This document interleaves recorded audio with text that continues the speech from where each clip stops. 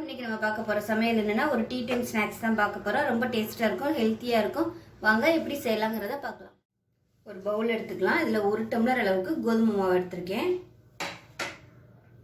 இந்த டம்ளர்ல தான் 1 டம்ளர் கோதுமை மாவு எடுத்தேன். இதுல வந்து 1/2 டம்ளர் அளவுக்கு ரவை சேர்த்துக்கலாம்.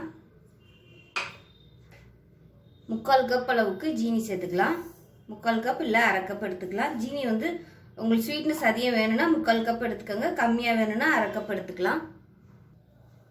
இது எல்லாத்தையும் நல்லா கலந்து விட்டுறலாம். கலந்து விட்டுட்டு தண்ணி சேர்த்துக்கலாம். கொஞ்சம் கொஞ்சமாக தண்ணி சேர்த்துக்கலாம். தண்ணி சேர்த்து நல்லா கலந்துக்கலாம்.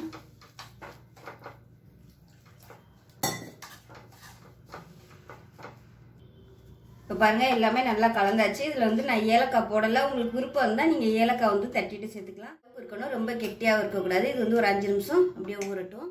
இப்போ நல்லா 5லேருந்து ஒரு 10 நிமிஷம் நல்லா ஊறிடுச்சு. இதில் பார்த்தீங்கன்னா 1/4 டீஸ்பூன் போல் பேக்கிங் சோடா எடுத்துருக்கேன். இதை கொஞ்சமாக தண்ணியில் கரைச்சிக்கலாம். கரைச்சிட்டு சேர்த்துக்கலாம். இப்போ இதையும் நல்லா கலந்துக்கலாம். ரொம்ப கெட்டியாக இருந்துச்சுன்னா கொஞ்சமாக தண்ணி சேர்த்துக்கோங்க. இது வந்து கரெக்டாக இருக்குது. இப்போ வந்து நம்ம எண்ணெயில் போட்டு பொரிக்க ஆரம்பிச்சிடலாம். இப்போ பாருங்கள் எண்ணெய் நல்லா சூடாகிடுச்சு. கையை வந்து ஈரப்படுத்திக்கிட்டு கொஞ்சம் கொஞ்சமாக எடுத்து எண்ணெயில் விட்டுறலாம். மீடியமாக இருக்கட்டும்.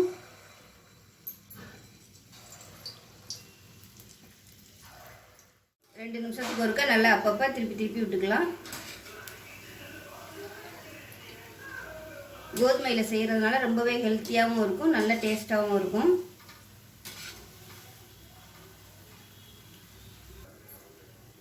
இப்போ பாருங்கள் நல்லா அருமையாக வந்துடுச்சு கலரு.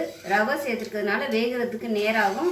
அதே சமயம் ஜீனி சேர்த்துருக்கிறதுனால உங்களுக்கு சட்டுன்னு கருகிரும். அதனால மிதமான தீயில தான் வச்சு நம்ம இதை வேக விட்டு எடுக்கணும். இது எல்லாத்தையுமே எடுத்துடலாம். பாருங்கள் எவ்வளோ அழகாக சூப்பராக வந்துடுச்சு. பாருங்கள் எப்படி இருக்குன்னு. இப்போ பாருங்கள் அருமையாக ரெடி ஆயிடுச்சு. வெளியில் நல்லா கிறிஸ்பியாகவும் உள்ளே நல்லா சாஃப்டாகவும் இருக்கும். டேஸ்ட்டு சூப்பராக இருக்கும். நான் வந்து இன்றைக்கி தண்ணி சேர்த்து பண்ணியிருக்கேன். இதுக்கு பதிலாக நீங்கள் பால் கூட கொஞ்சமாக சேர்த்து பண்ணலாம். டேஸ்ட் இன்னும் சூப்பராக இருக்கும். ரவை எடுக்கும்போது நல்லா பொடி ரவையாக பார்த்து எடுத்துக்கோங்க, அப்போ தான் நல்லாயிருக்கும். ஸோ இதே மாதிரியே செஞ்சு பாருங்கள். செஞ்சு பார்த்துட்டு எப்படி வந்துச்சுங்கிறத சொல்லுங்கள்.